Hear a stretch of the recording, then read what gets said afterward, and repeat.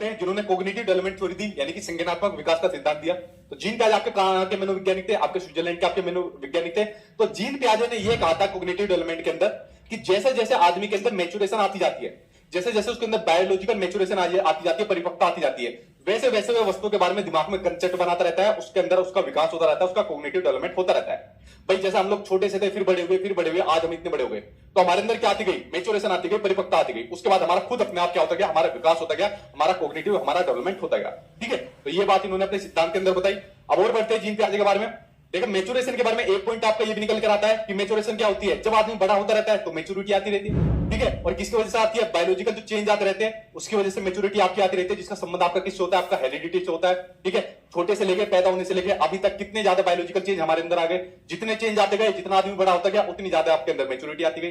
अब देखिए जीन पियाजे के कुछ पॉइंट है, इनके कुछ स्टेटमेंट है जिनको जानना आपके लिए जरूरी है, जो आपके एग्जाम में आपको देखने को मिलते हैं। इनके ऊपर एक बार जरा नजर डालिए। पियाजे कहते हैं कि बच्चा जो होता है सक्रिय ज्ञान का निर्माता होता है। बच्चों को इसने एक्टिव माना है। ठीक है, कि बच्चा होता है जो होता है वो सक्रिय ज्ञान का निर्माता होता है, एक्टिव होकर अपने ज्ञान को एक्वायर करता है, उसको ग्रहण करता है। और दूसरी बात, बच्चों को इसने अपना नन्हा वैज्ञानिक माना है। आपके घर में भी जो बच्चे होते हैं वो वैज्ञानिक होते हैं, साइंटिस्ट होते हैं, जो चीजों को तोड़ फोड़ करते रहते हैं। आप बेफालतू में उनको मारते रहते हो, वो बच्चों को चीजों को तोड़ते हैं, फोड़ते हैं। ठीक है, कभी दीवार को गंदा कर देते हैं। एक्चुअली में बच्चों को इसलिए इन्होंने नन्हा वैज्ञानिक माना है, जो चीजों को तोड़ फोड़ करके चीजें सीखते हैं। कई आपके मनोवैज्ञानिकों ने वाली बात यही है कि बच्चों को आप ये काम करने दो, आप कहोगे बड़े बेकार है। ठीक है, जब तुम्हारे घर में करेगा जब पता चलेगी। जब बच्चा चीजों को जोड़ तोड़ करता है, तोड़ फोड़ करता है, तो उनके माध्यम से बहुत चीजें सीखता है। तो काम उनको करने दिया करो। ठीक है, हालांकि घर के अंदर आपको बहुत बड़ी दिक्कत होने वाली है इनसे। तो बच्चों को इसने सक्रिय ज्ञान का निर्माता माना है और नन्हा वैज्ञानिक माना है। पियाजे ने कहा है कि बच्चे का जो चिंतन होता है, जो बड़ों का जो चिंतन होता है और जो छोटों का जो चिंतन होता है, वो मात्रात्मक रूप से सेम है, क्वांटिटी में तो सेम है, लेकिन वो गुणात्मक रूप से अलग है। भाई जो बड़ा होता है उसका सोचने का तरीका अलग होता है, जो बच्चा होता है उसका सोचने का तरीका अलग होता है। तो गुणात्मक रूप से तो अलग अलग है, लेकिन क्वांटिटी में तो सेम है। ये मानता है कौन? पियाजे मानता है। बच्चे जो है वातावरण से इंटरेक्ट करके प्रोग्रेस करते हैं। जो उनका एनवायरमेंट होता है उससे इंटरेक्ट करके, उनसे इंटरेक्ट करेंगे, बातचीत करेंगे, आपस में उनसे क्या काम करेंगे, फिर सीखते हैं। और सीखते कैसे? एक्टिव होकर सीखते हैं। ये कुछ स्टेटमेंट है आपके जीन पियाजे के जो आपके एग्जाम में आते हैं। अब इनका कुछ कंसेप्ट के ऊपर बात कर लेते हैं जो आपके जीन पियाजे के कंसेप्ट है। पहला आपका अनुकूलन यानी कि एडेप्टेशन। एडेप्टेशन मैंने आपको शुरुआत में ही बताया कि वातावरण के अनुसार खुद को डालना, वो होता है आपका एडेप्टेशन होता है। जैसा भी क्या वातावरण चल रहा है सीटेट का, तो सीटेट के अकॉर्डिंग आपने क्या डाला हुआ है? अपने आप को डाल लिया कि सीटेट के लिए आप सचिन सर की मैराथन देखेंगे डेली 8 बजे। ठीक है, इनके मॉक टेस्ट डेली पर क्या काम कर लिया? अपने आप को डाल लिया। तो ये होता है आपका एडेप्टेशन यानी कि आपका अनुकूलन होता है। अभी जो एडेप्टेशन होता है इसकी जो आपकी प्रक्रिया होती है, आपकी दो प्रक्रिया होती है। ठीक है, एक होती है आपकी एसिमिलेशन, एक होती है आपकी अकोमोडेशन। एसिमिलेशन जिसको आत्मसात में कहते हैं, एसिमिलेशन होता है जब आप पूर्व ज्ञान को नए ज्ञान से जोड़ते हैं। क्या होता है? जब प्रीवियस नॉलेज को नई नॉलेज के साथ जोड़ा जाता है तो आपका एसिमिलेशन होता है, वो होता है आपका एसिमिलेशन। ठीक है, वो कैसे? मान लीजिए किसी बच्चे ने कोई डॉगी देखा। ठीक है, अब सफेद रंग का डॉगी देख लिया, ये डॉगी है, इसकी 4 टांगे है, व्हाइट कलर का डॉगी है, इसकी मूछें है और भों भों कर रहा है। तो इसने ये डॉगी का कंसेप्ट अपने माइंड के अंदर फिट कर लिया। कुछ दिनों के बाद बच्चे ने एक और डॉगी देखा, ये ब्राउन कलर का डॉगी देख लिया। अब बच्चा फिर कंफ्यूज हो गया, यार इसकी भी 4 टांगे है, ये भी बोबो कर रहा है, इसकी भी मूछें है। तो बच्चे ने क्या काम कर लिया कि भाई जो डॉगी होते हैं वो व्हाइट भी हो सकते हैं, काले भी हो सकते हैं, ब्राउन भी हो सकते हैं। तो बच्चे ने जो अपना उसका पूर्व ज्ञान था, प्रीवियस नॉलेज थी, पूर्व ज्ञान में उसने नए ज्ञान को जोड़ लिया कि जो डॉगी होते हैं, कुत्ते होते हैं, काले, भूरे, सफेद, वो कैसे भी हो सकते हैं। तो ये होता है आपका एसिमिलेशन होता है। एसिमिलेशन के अलावा दूसरा होता है आपका अकोमोडेशन होता है, यानी कि समायोजन होता है। जो उसकी जो नॉलेज होती है, अब बच्चा समझ गया कि डॉगी आपके किसी भी प्रकार के हो सकते हैं। अब बच्चे ने क्या काम करा, जब अपने ज्ञान उसको कुछ दिनों के बाद उसको बिल्ली मिल गई। ठीक है, अब डॉगी का कंसेप्ट तो बच्चा समझ गया। अब कुछ दिनों के बाद उसको बिल्ली मिल गई, बच्चा फिर कंफ्यूज हो गया, यार इसकी भी 4 टांगे है, इसकी भी पूंछ है, इसकी भी मूछें है, लेकिन ये भों नहीं कर रही, ये तो म्याऊं म्याऊं कर रही है। अब बच्चों को बताया कि बेटा डॉगी नहीं है, ये तो बिल्ली है। अब बच्चे ने अपने माइंड के अंदर वाला कंसेप्ट बैठाया कि भाई जरूरी नहीं है जिनकी 4 टांगे हो, पूछो, वो डॉगी हो, वो डॉगी भी हो सकती है, बिल्ली भी हो सकती है, वो टाइगर भी हो सकता है, वो कोई भी जानवर हो सकता है। तो बच्चे ने अपने जो उसका ज्ञान था उसको मॉडिफाई करा। क्या काम करा? उसको मॉडिफाई करा, उसको संशोधित करा, और संशोधित करने के बाद उसने वातावरण के साथ फिर तालमेल बैठाया। इसको कहा जाता है आपका अकोमोडेशन कहा जाता है। तो अकोमोडेशन आप लोग समझ गए। अकोमोडेशन में उसने अपनी नॉलेज को मॉडिफाई करा, उसको संशोधित करा कि भाई जिसकी 4 टांगे मूछें है वो एक्सवाइजेड कोई भी आपका जानवर हो सकता है। तो एसिमिलेशन, अकोमोडेशन आपके 2 प्रोसेस होते हैं जो मैंने आपको बताया। ठीक, आगे बढ़ते आपके इक्विलिब्रियम या फिर इक्विलिब्रेशन जिसको बोल देते हैं। जो आपका एसिमिलेशन और जो आपका अकोमोडेशन होता है, इनके बीच का जो प्रोसेस होता है, ठीक है, इनके बीच का जो प्रोसेस होता है उसको, उसके बीच के संतुलन को कहा जाता है आपका इक्विलिब्रियम कहा जाता है, यानी कि आपका समय धारण कहा जाता है। ठीक है, यानी जो बच्चा यहां पर एसिमिलेशन और अकोमोडेशन के बीच में जो यहां पर संतुलन बैठा रहा है, डॉगी और कुत्ते के बीच में जो यहाँ पर संतुलन बैठा रहा है, बराबर बैठा रहा है, तालमेल बैठा रहा है, तो इसके इनके बीच की जो प्रक्रिया है ये आपका क्या होता है, ये आपका इक्विलिब्रियम होता है। ठीक है, यहाँ पर तालमेल बैठा रहा है, ये आपका क्या होता है, आपका इक्विलिब्रियम होता है, यानी आत्मसातकरण और आपका समायोजन के बीच की प्रक्रियाओं के बीच में संतुलन बैठाना आपका इक्विलिब्रियम यानी कि आपका संतुलन होता है। अच्छा, अगर बच्चा संतुलन ना बैठा पाए, वहां तो उसने संतुलन बैठा लिया कि भाई जो पहले कुत्ता देखा फिर बिल्ली देखी कि भाई चार टांग वाले, मूंछ वाले और मतलब इस तरीके का कोई भी जानवर हो सकता है। अगर बच्चा इस कंसेप्ट को ना समझ पाए तो क्या होगा, अगर बच्चा इस कंसेप्ट को ना समझ पाए और संतुलन ना बैठाए तो इक्विलिब्रियम की जगह ये हो जाएगा आपका डिसइक्विलिब्रियम। ठीक है, यानी कि आपका हो जाएगा असंतुलन हो जाएगा। क्या हो जाएगा, आपका असंतुलन हो जाएगा, डिसइक्विलिब्रियम हो जाएगा। ठीक, आगे देखते हैं, अगले पॉइंट के ऊपर बात करते हैं। अगला पॉइंट है आपका स्कीमा। ठीक है, स्कीमा, स्कीमा, स्कीमा वैसे नहीं कह रहा भाई, स्कीमा कह रहा हूं। ठीक है, स्कीमा के बारे में बात करते हैं कि जो सूचनाएं होती है, जो इंफॉर्मेशन होती है, उसको ऑर्गेनाइज और इंटरप्रेट करता है। कौन करता है, स्कीमा करता है। अब देखो, बचपन से लेके अभी तक हमारे माइंड के अंदर पता नहीं कितनी इंफॉर्मेशन भरी हुई है। ठीक है, पता नहीं आपके माइंड के अंदर कितनी इंफॉर्मेशन है, मेरे माइंड के अंदर कितनी इंफॉर्मेशन है। जैसा आपके माइंड के अंदर मेरे से संबंधित इंफॉर्मेशन है कि हमारे सचिन सर है, हमारे डेली 8 बजे आके क्लास पढ़ाते हैं, हमारे लिए मॉक टेस्ट उन्होंने रखे हुए हैं या नोट्स वगैरह हमको दिए। ठीक है, हमारा एग्जाम हमको पास कराएंगे, इस तरीके की इंफॉर्मेशन आपने मेरे प्रति रखे हुए है। और इन इंफॉर्मेशन का यूज करके अपने माइंड के अंदर, इन इंफॉर्मेशन का यूज करके अपने माइंड में मेरे प्रति आपने एक कंसेप्ट बना लिया, इनका इंटरप्रेट कर लिया। ठीक है, तो इसी को क्या कहा जाता है, आपका स्कीमा इसको कहा जाता है। जो आपकी स्कीमा की जो प्रवृत्ति होती है, या मेरी अंदर भी जो स्कीमा है, ये जो प्रवृत्ति होती है जन्मजात होती है, बाई बर्थ होती है। कैसे होती है, ये हम लोगों के बीच में जन्मजात होती है, यानी कि बाई बर्थ होती है। ठीक है, जो स्कीमा की प्रवृत्ति होती है। ठीक, चलिए बढ़ते बात के अगले पॉइंट को बात करते हैं, यानी कि जो आपका ऑर्गेनाइजेशन, यानी कि जो आपका संगठन होता है, इसके बारे में बात करते हैं। देखिए, आप लोग स्कीमा समझ गए कि दुनिया भर की इंफॉर्मेशन जो आपके माइंड के अंदर है, उनका यूज करके जब आपने दुनिया किसी चीज के प्रति कंसेप्ट बना लिया, जैसे मेरे प्रति कंसेप्ट बना लिया इसकी इंफॉर्मेशन का यूज करके। अब देखिए, जो स्कीमाएं होती है, जब आपने इन स्कीमाओं को रीअरेंज करते हो, कैसे करते हो, रीअरेंज करते हो। जैसे मान लीजिए आप मेरे बारे में आपको किसी ने बताया कि भाई यूट्यूब पर एक सचिन सर है जो सीटेट की तैयारी कराते हैं। ठीक है, तो आपने सबसे पहले यूट्यूब पर आए सचिन सर आपने देखा, उसके बाद मेरी आपने फिर क्लास देखनी शुरू करी, क्लास देखने के बाद आपको क्लास पसंद आई, उसके बाद मैं भी पसंद आऊंगा आपको। ठीक है, उसके बाद आपने क्लास देखी, फिर आपने डेली प्रैक्टिस करना शुरू करा, उसके बाद आपने जो भी अपना मॉक टेस्ट लिए या नोट्स लिए वो आपने करने शुरू करे, उसके बाद आपका सीटेट का एग्जाम आपका पास हो गया, उसके बाद आप लोग मेरे पास इंटरव्यू देने आए। ठीक है, तो इस तरीके से आपने जो मेरे प्रति स्कीमाएं थी उनको रीअरेंज कर दिया, उनको पुनर्व्यवस्थित कर लिया। तो जो स्कीमाओं को रीअरेंज करने का प्रोसेस होता है उसको कहा जाता है ऑर्गेनाइजेशन। इसको आपने ऑर्गेनाइज कर लिया, रीअरेंज कर लिया स्कीमाओं को, ये कहा जाता है आपका ऑर्गेनाइजेशन, इसको कहा जाता है। ठीक है, इसको समझ गए। चलिए अब बात करते हैं जीन पियाजे की स्टेजेस की बात करते हैं। जो जीन पियाजे ने 4 अवस्थाएं बताई थी उसके बारे में एक एक करके बात कर लेते हैं, जीन पियाजे की स्टेजेस के बारे में। ठीक, देखिए जीन पियाजे ने स्टेजेस बताई थी 4, इसके बारे में करते हैं बात एक एक करके। ठीक, चलिए, तो जीन पियाजे की जो पहली स्टेज है उस स्टेज का नाम आपकी सेंसरी मोटर स्टेज, जो कि होती है आपकी जन्म से लेकर 2 साल तक की। जब बच्चा जन्म से लेकर 2 साल तक का होता है, जिसमें बच्चा जो चीजें सीखता है वो अपनी सेंसरी ऑर्गन के थ्रू सीखता है। ठीक है जी, कितने बजे तक क्लास चलेगा सर? यार पहले ही डिमोटिवेट कर दे तो यार, जब तक निपटाएंगे नहीं इसको, जब तक खत्म नहीं करेंगे, मुझे कैसे पता कब तक क्लास चलेगा? ठीक है, तो अगर आप मतलब ऐसे कमेंट करोगे तो पहले डिमोटिवेट और आपका पेपर पास हो जाएगा। ये अवस्थाओं के बारे में जिसमें बच्चा अपने किसके माध्यम से सीखता है, अपने सेंसरी ऑर्गन के माध्यम से सीखता है, यानी अपने ज्ञानेंद्रियों के माध्यम से सीखता है। जब बच्चा 2 साल तक का बच्चा होता है, कितने सेंसरी ऑर्गन होते हैं बच्चे के? 5 सेंसरी ऑर्गन होते हैं। बच्चे की आंख, नाक, कान, जीभ और जो उसकी स्किन होती है, इनके माध्यम से बच्चा सीखता आ जाता है। ऑब्जेक्ट परमानेंस का गुण बच्चे के अंदर आ जाता है। ठीक है, कौन सा गुण बच्चे के अंदर आ जाता है? ऑब्जेक्ट परमानेंस का गुण बच्चे के अंदर इस स्टेज के अंदर आ जाता है। ठीक है, आज कोई भी मतलब बाधा नहीं आएगी हमारी क्लास के बीच में। जब जो बच्चा होता है वो चीजों के बारे में छाप बनाना शुरू कर देता है, छुपी हुई चीजों को भी ढूंढ कर निकाल लेता है। आप लोग एक काम कर लेना, भले ही आप 2 साल तक के बच्चों के सामने कोई चाबी कहीं पर रख दो, अलमारी पर रख दो या कुर्सी के पीछे रख दो, तो बच्चा उस चीज को जो है ना, छुपी चीज को भी ढूंढ कर निकाल देगा आपके सामने कि मम्मी ये रही चाबी, पापा ये रही चाबी। तो बच्चा इन चीजों को जो ढूंढ कर निकाल लेता है वो अपने सेंसरी ऑर्गन के थ्रू ढूंढ कर निकाल लेता है। किसके? सेंसरी ऑर्गन के थ्रू ढूंढ कर निकाल लेता है। ठीक है, तो ये आपका ऑब्जेक्ट परमानेंस होता है। उसके अलावा बात करते हैं अगली स्टेज जो होती है आपकी प्री ऑपरेशनल स्टेज होती है। जब बच्चा होता है आपका 2 साल से लेकर 7 साल तक का आपका बच्चा होता है। इसमें क्या होता है, बच्चा जो प्री ऑपरेशनल स्टेज के अंदर होता है, कोई भी काम करने से पहले की जो अवस्था होती है, ठीक है, कोई काम करने से पहले की अवस्था होती है, इसमें बच्चा जो सामने आने वाली चीजें होती है उनको देख पाएगा, समझ पाएगा, लेकिन इसमें कोई ज्यादा रिस्पॉन्स नहीं कर पाता।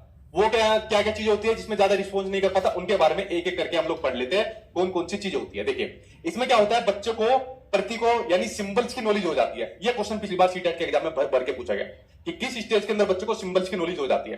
देखिए, बच्चों को सामने आप कुछ भी नाम लोगे, उसके माइंड के अंदर उसकी नॉलेज बन जाएगी। आप बच्चों से कहोगे साइकिल, एकदम माइंड के अंदर साइकिल की नॉलेज बन जाएगी। आप बच्चों से कहोगे घोड़ा, तो घोड़े की नॉलेज बन जाएगी। आपको मैं एक एग्जांपल लेता हूं हमेशा कि जब हम छोटे से थे तो हम अपने पापा को, दादा को या घर के अंदर जो भी कोई बड़ा सदस्य होता था तो उसको क्या बना देते थे, घोड़ा या हाथी, और फिर उसके ऊपर बैठ जाते थे, चल मेरे घोड़े तुक तुक, या चल मेरे हाथी, उसको हाथी की सवारी कराते थे। तो हमारे माइंड के अंदर हमको पता था घोड़ा किस प्रकार चलता है, हाथी किस प्रकार चलता है। तो ये क्या होती थी, हमें हमें ये पता था कि ये जो सिंबल्स होते हैं, ये जो प्रतीक होते हैं, वो किस प्रकार दिखते हैं, ठीक है, उनकी छवि किस प्रकार की है। तो जैसा आपके एग्जाम में क्वेश्चन ये भी पूछा गया था कि बच्चे ने आलू के चिप्स को देखकर इसको क्या कहा, तितली कहा। तो बच्चों को चिप्स को देखकर उसके माइंड में पता था कि तितली चिप्स जैसी दिखती है। तो ये जो छवि बनती है प्रतीकों के प्रति, वो किस स्टेज में बन जाती है, वो आपकी प्री ऑपरेशनल स्टेज के अंदर बच्चा बनाना स्टार्ट कर देता है, ठीक है। तो ये आप लोग समझ गए, ये होता है आपका प्री ऑपरेशनल स्टेज के अंदर आपका हो जाता है। अच्छा ये देखो बड़ा विवाद इसके ऊपर बड़ा विवाद होता है कि गोल डायरेक्टेड बिहेवियर किस स्टेज के अंदर आता है। अब देखो इसको समझो जरा, गोल डायरेक्टेड बिहेवियर यानी लक्ष्य निर्देशित व्यवहार, ये बेसिकली मैं कई बार आपको बता चुका हूं, ये आपका आता है सेंसरी मोटर स्टेज के अंदर, ठीक है। किसके अंदर आता है, आपका सेंसरी मोटर स्टेज के अंदर। आप क्या सर सेंसरी मोटर स्टेज के अंदर आता है, लेकिन आपने तो प्री ऑपरेशन स्टेज के अंदर दिया हुआ है। देखिए मैं बार बार कहता हूं, आता है आपका सेंसरी मोटर स्टेज के अंदर। ये जब बच्चा किसी गोल के प्रति अपना व्यवहार करना शुरू कर देता है, मान लीजिए बच्चों को भूख लगी, तो भूख लगने के बाद बच्चा रोना शुरू कर देता है, या उसके पास जाएगा, बोतल लेगा, ठीक है, या खाना लेगा और अपना उसको खाने को अपनी भूख को निपटा देगा, ठीक है। तो जो भी उसको गोल दिखेगा, ठीक है, खाना दिखा, पानी दिखा, तो उसके प्रति व्यवहार करना शुरू कर देगा। तो ये जो आपका गोल डायरेक्टेड बिहेवियर होता है, ये आपका सेंसरी आपका मोटर स्टेज में आता है। बट ये क्वेश्चन जब पिछली बार आपके सीटेट के एग्जाम में आया था, बट सीटेट के एग्जाम में इस गोल डायरेक्टेड बिहेवियर को आपका सेंसरी मोटर स्टेज में नहीं दिया। तो सेंसरी मोटर स्टेज में देखा, इसको उन्होंने दिया आपके प्री ऑपरेशनल स्टेज में दिया। तो वहां पर क्वेश्चन आपका ऑप्शन के अंदर आपका सेंसरी मोटर स्टेज था ही नहीं। अगर आपके एग्जाम में क्वेश्चन ये आ गया और सेम क्वेश्चन आपका रिपीट हो गया, तो अगर एग्जामिनर ने भाई साहब ने क्वेश्चन दे दिया, तो हम चैलेंज के लिए इस क्वेश्चन का रेफरेंस लगा देंगे कि भाई साहब आपने ये क्वेश्चन दिया हुआ है, तो उसकी हिम्मत नहीं है इस क्वेश्चन को गलत करने की। तो नॉलेज के लिए आपको पता होनी चाहिए कि आपकी सेंसरी मोटर स्टेज में आता है। लेकिन अगर भाई साहब ने क्वेश्चन दे दिया सीटेट में, तो वो पकड़ा जाएगा अपनी गलती के अंदर। तो इसलिए मैंने कहा कि आपको इसको प्री ऑपरेशनल स्टेज के अंदर मानना है। लेकिन अगर वैसा नॉलेज के पॉइंट ऑफ व्यू से देखा जाए, तो आपका सेंसरी मोटर स्टेज में आता है। आई होप आप लोग मेरी बात को समझोगे, इसलिए मैं इस चीज को बार बार एक्सप्लेन करा चुका हूं, जो मैंने पहले भी इसको बताया था, ठीक है। तो गोल डायरेक्टेड बिहेवियर आप लोग समझ गए, लक्ष्य निर्देशित व्यवहार करने की क्षमता जो होती है आपकी, वैसे दोनों स्टेज में होती है, लेकिन सीटेट वालों ने इसको प्री ऑपरेशनल स्टेज के अंदर आपका डाला है। अगला देखते हैं, अगले के बारे में बात करते हैं। अगला आपका ईगो सेंट्रिज्म। जब बच्चा ये सोचना शुरू कर देता है, जो मैं सोच रहा हूं, जो मैं कर रहा हूं, जो मैं खा रहा हूं, बस वही सही है, पूरी दुनिया मेरे हिसाब से चले, ठीक है, जैसा मैं चाह रहा हूं वैसे ही सब लोग करें, जो मैं कर रहा हूं वही सब करें। तो ये होता है आपका ईगो सेंट्रिज्म होता है। और जो बच्चों की जो लैंग्वेज भी जो होती है, वो कैसी होती है, ईगो सेंट्रिक होती है, ठीक है। तो ये आपका किसी स्टेज के अंदर बच्चा करता है, आपका प्री ऑपरेशनल स्टेज के अंदर करता है। जैसा यहाँ पर बच्चा ये चल रहा है, स्केटिंग चला रहा है, तो चाह रहा है कि सब बच्चे इसी तरीके से स्केटिंग करें। अब बच्चा किसी ने टीवी खोलकर देख लिया, और मैंने कहा था कि अगर बच्चा कोई कार्टून देख रहा है, शिनचैन देख रहा है, और वहां पर उसके पेरेंट्स आ गए, तो बच्चा क्या काम करेगा, तुम भी शिनचैन देखो मम्मी पापा, ठीक है, इसके अलावा कोई दूसरा और चैनल मत लगा देना। तो बच्चा जो चाह रहा है, जो सोच रहा है, जो कर रहा है, वो चाहता है पूरी दुनिया उसी काम को करे। तो ये होता है आपका ईगो सेंट्रिज्म होता है, आपका ईगो सेंट्रिक होता है। अगला कंसेप्ट है आपका जीववाद का, एनिमिज्म का। जब बच्चा सजीव और निर्जीव चीजों के अंदर डिफरेंस ना कर पाए, ठीक है, लिविंग और नॉन लिविंग थिंग्स में डिफरेंस नहीं कर पाता, ये होता है आपका जीववाद का कंसेप्ट होता है, जो बच्चा प्री ऑपरेशन स्टेज के अंदर नहीं कर पाता, जब बच्चा 2 और 7 साल का होता है। जैसे मान लीजिए कोई बच्चा चल रहा है, चलते चलते गिर गया, और गिरने के बाद बच्चा रोना शुरू कर देगा, और रोने के बाद तभी उसकी मम्मी आती है, पापा आती है, अरे मेरा बेटा गिर गया, ठीक है, किसने मारा तुझे, धरती माँ ने मारा। उसके बाद धरती मार के 2-3 लगाना शुरू कर देती है। बच्चा उसके बाद चुप हो जाएगा, और चुप होने के बाद क्या कहेगा, मम्मा इसे और मारो जो है। उसके बाद और धरती की पिटाई होती है, या गेट में लग गया तो गेट को और मारेंगे, ठीक है, कि और गेट की और पिटाई कर देते हो, और गेट की पिट्टी कर देते हैं, ठीक है। तो बेसिकली बच्चों को पता ही है कि भाई वो आपकी निर्जीव चीज है, नॉन लिविंग थिंग्स है, जो आपके गेट हो गया है, जो धरती हो गया। लेकिन बच्चों का कंसेप्ट समझ में नहीं आता सजीव और निर्जीव चीजों का। तो यही होता है आपका जीववाद का कंसेप्ट होता है, एनिमिज्म का आपका कंसेप्ट होता है। जैसा आपके सीटेट के एग्जाम में क्वेश्चन पूछा गया था कि जो आपके चलते हुए जो आपके बादल होते हैं, लुढ़कते हुए जो आपके पत्थर होते हैं, तो बच्चा इनकी जो मनसाएं होती है उनको समझ नहीं पा रहा है, ठीक है, वो इनको जो है सजीव चीज के रूप में देख रहा है। तो यहाँ पर वो किस कंसेप्ट को समझ नहीं पा रहा है, तो आपका एनिमिस्टिक व्यू को समझ नहीं पा रहा है, यानी जीववाद के कंसेप्ट को समझ नहीं पा रहा है, ठीक है। तो ये आपका जीववाद का कंसेप्ट हो गया। अगले के ऊपर बढ़ते हैं। अगला आपका अपलटावी का गुण, यानी कि इसको प्रतिवर्ती भी कह सकते हो, इरिवर्सिबिलिटी भी कह सकते हो। जब बच्चा चीजों को उल्टा पलटना नहीं सीख पाता, वो कैसे नहीं सीख पाता, देखिए अगर मान लीजिए किसी गिलास में पानी रखा हुआ है और इसको फ्रिज में रख दिया, फ्रिज में रखने के बाद ये सॉलिड शेप में आ गया, यानी कि बर्फ की शेप में हो गया, तो बच्चा कहेगा हाँ ठीक है, लिक्विड से सॉलिड हो जाएगा, बर्फ में हो जाएगा। लेकिन अगर बर्फ से वापस इसको लिक्विड में कर दिया, तो बच्चा इस चीज को समझ नहीं पाएगा कि वापस कैसे हो गया। इसी से संबंधित जीन पियाजे ने एक बड़ा महत्वपूर्ण अपना एक्सपेरिमेंट करा था। जीन पियाजे ने अपने बच्चे के साथ एक्सपेरिमेंट करा था, ये इनका घर था, ठीक है। तो जीन पियाजे ने एक बार कहा कि चल बेटा आज मैं तुझे तेरे स्कूल लेकर चलूंगा, ठीक है। तो जीन पियाजे ने अपने बेटे के साथ स्कूल जाने का फैसला करा। सुनते जाना, बड़ी महत्वपूर्ण चीज है। तो इन्होंने कहा कि चल मैं आज बेटा तुझे अपने स्कूल लेकर चलूंगा। तो जीन पियाजे के घर से ये अपने बेटे को अपने स्कूल लेकर चल दिया, ठीक है। तो ये चल दिया इसको स्कूल लेकर, तो स्कूल में छोड़ दिया इसने अपने बच्चों को। तो अपने बच्चों को स्कूल में छोड़ने के बाद उसने कहा बेटा अब तू वापस चला जाएगा, तो उसने कहा नहीं पापा मैं वापस नहीं जा सकता, ठीक है। तो आ तो गया था लेकिन वापस नहीं जा सकता था। तो बेसिकली यही से इन्होंने कॉन्सेप्ट लिया आपका आप पलटा का, कि बच्चा एक चीज को कर तो रहा है लेकिन उसको वापस नहीं कर पा रहा है। जैसे यहाँ पर लिक्विड से सॉलिड में तो समझ गया, लेकिन सॉलिड से लिक्विड में नहीं समझ पा रहा है। तो ये होता है आपका आप पलटावे का गुण होता है। बेसिकली इसी सिद्धांत के ऊपर इनका इसको क्रिटिसाइज भी किया गया था, इनकी आलोचनाएं भी की गई थी, कई सारी आलोचनाएं इनकी की गई थी। पहली आलोचना तो ये भी करी गई थी कि अपने बच्चों के ऊपर एक्सपेरिमेंट कर दिया भाई, ठीक है। और एक आलोचना है जो आपके एग्जाम में पूछी जाती है, वो ये पूछी जाती है कि जो आपकी प्री ऑपरेशनल स्टेज होती है भाई, ये ध्यान से सुनना है इसको, जो प्री ऑपरेशनल स्टेज होती है, प्री ऑपरेशनल स्टेज के अंदर इन्होंने बच्चे के लेवल को कम आका, क्या आप आका, इन्होंने बच्चे के लेवल को कम आका। भाई आप लोग मुझे एक बात बताओ, जैसे आप पलटावे का गुण होता है, जीववाद का जो आपका कंसेप्ट होता है, तो आपके घर में भी बच्चा होगा, 7 साल तक का बच्चा होगा आपके घर में, लेकिन अगर हम बच्चों को ट्रेनिंग दे दे अच्छी, सजीव और निर्जीव चीजों के बारे में बता दे, आप पलटावे की थोड़ी सी चीजें बता दे कि नहीं बच्चा इस तरीके से वापस आ जाता है, या घर से स्कूल की दूरी, स्कूल से घर की दूरी के बारे में बता दे, तो बच्चा इन चीजों को समझ नहीं पाएगा। बिल्कुल आराम से इन चीजों को बच्चा समझ पाएगा, लेकिन जीन पियाजे ने कहा नहीं, इन चीजों को समझ में नहीं पाएगा। तो इस चीज के ऊपर इनकी क्रिटिसाइज भी हुआ था, इनकी आलोचना भी हुई थी। ये पॉइंट आपका पूछा गया था आपके एग्जाम के अंदर, ठीक है। उसके अलावा एक आलोचना ये भी हुई थी कि इन्होंने जो अपनी 4 स्टेज बताई थी, इन्होंने 4 स्टेज को अनचेंजेबल यानी कि अपरिवर्तनशील बताया। क्या बताया? अपरिवर्तनशील बताया। इन्होंने कहा भाई मेरी जो 4 स्टेज है उनके अंदर कोई भी चेंज नहीं हो सकता। लेकिन अगेन वही वाली बात है कि अगर हम एक अच्छा एनवायरमेंट दे दे, अगर हम एक अच्छा एनवायरमेंट बच्चों को दे दे, तो क्या इनके अंदर चेंज नहीं हो सकता? इसके अंदर भी चेंज हो सकता है, चारों के अंदर, और आपका प्री ऑपरेशनल स्टेज के अंदर भी आपका चेंज हो सकता है, ठीक है। तो ये आलोचना जो हुई थी आपके जीन पियाजे की ऊपर, इनकी आलोचना हुई थी, ठीक है। यहां तक आप लोग समझिए इसके बारे में। आगे बढ़ते हैं, आगे देखते हैं आपका क्या दिया हुआ है, आगे को ऊपर एक बार नजर डालते हैं। भाई लाइक वाइक आप करो, एक बच्चा कह रहा है कि इतने लाइक करो तो बच्चों को टेंशन है। देखो लाइक वाइक के ऊपर यार मैं कभी करता नहीं हूं, ये काम आप लोगों का है लाइक करने का। अगर आपको कंटेंट पसंद आएगा तो आप करोगे, वरना मेरा पूरा ध्यान रहता है कि मैं ज्यादा रिपोर्ट बच्चों का सीटेट में पास करा हूं अकेले दम पर, और वो मैं हर साल कराता हूं, ठीक है। बाकी लाइक तो आप लोग अपने आप कर ही दोगे। अगला क्वेश्चन आ गया, क्वेश्चन कह रहा हूं, अगला कंसेप्ट आ गया आपका कि बच्चा मुद्रा संप्रत्यय के कंसेप्ट को नहीं समझ पाता। मुद्रा संप्रत्यय यानी जो मनी कंसेप्ट जो होता है उसको नहीं समझ पाता। बच्चे के सामने आप 500 के 2,000 के नोट दे दो कई सारे, और एक तरफ बहुत सारे सिक्के दे दो, तो बच्चा सिक्कों को ज्यादा पकड़ेगा। उसे पता ही नहीं है कि नोट की कितनी वैल्यू होती है 2,000 की। इस कंसेप्ट को बच्चा नहीं समझ पाता 2 से लेकर 7 साल तक का। लेकिन आप में से कुछ कहोगे कि सर मेरे घर में तो बच्चा जो है 2,000 के नोट को पकड़ लेता। वही तो कह रहे हैं कि अगर बच्चों को अच्छा एनवायरमेंट दे दे तो चेंज किया जा सकता है ना। तो इसलिए तो इनकी आलोचना हुई थी आपके प्री ऑपरेशनल स्टेज के अंदर, जो इन्होंने कम आका था बच्चे के लेवल को। बच्चा बाहर को यानी वेट के कंसेप्ट को नहीं समझ पाता। एक तरफ तो बहुत सारी रुई डाल दो, बहुत सारी रुई डाल दो, ठीक है, और एक तरफ छोटा सा वेट डाल दो लोहे का, तो बच्चा रुई को समझेगा रुई बहुत ज्यादा है, ठीक है, और वेट को सोचेगा वेट कम है, तो बच्चा वेट के कंसेप्ट को नहीं समझ पाता। बच्चा हाइट के कंसेप्ट को नहीं समझ पाता। बच्चा क्लासिफिकेशन के कंसेप्ट को नहीं समझ पाता। तो जितने भी आपके कंसेप्ट होते हैं, बच्चा इनके किसी भी कंसेप्ट को नहीं समझ पाता। किसमें? आपके प्री ऑपरेशनल आपके स्टेज के अंदर, ठीक। ये बात आप लोग समझ गए।